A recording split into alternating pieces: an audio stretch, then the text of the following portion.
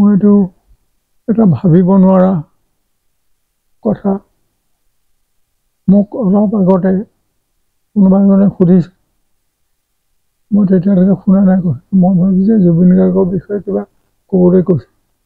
মই বোলে মোৰ গাটো ইমান বেয়া, মই কেনেকৈ ক'ম এতিয়া, কি ঘটনা মই যেতিয়াও জনা নাই। কিন্তু এতিয়া ঘটনাটোৰ কথা জানি মই সঁচাকৈ মৰ্মাহত হৈছোঁ। কাৰণ বৰ গুণী শিল্পী আছিল।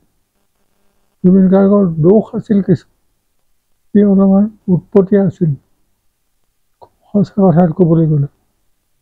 কিন্তু সেইবুলি তাৰ যিখিনি গুণ, সেইখিনি অসমবাসীয়ে কেতিয়াও পাহৰিব নোৱাৰে, আনকি ভাৰতবাসীয়েও পাহৰিব নোৱাৰে। মই দেখিছোঁ যে তাৰ গলাত এনেকুৱা এটা সুৰ আছে, যিটো সুৰে ততালিকে মানুহক আকৰ্ষণ কৰে। কিন্তু তেওঁ যে এনেকুৱা এটা ঠিক ভাবিব নোৱাৰা ঘটনাত গৈ পেলাই পৰিবগৈ, এইটো কোনেও ভাবিব নোৱাৰে, সঁচাকৈ নোৱাৰে। মই সেইবাবে তেওঁৰ স্মৃতিত মই গভীৰ বেদনা প্ৰকাশ কৰিছোঁ আৰু তেওঁৰ আত্মাৰ সদ্গতি হওক এই কামনা কৰিছোঁ।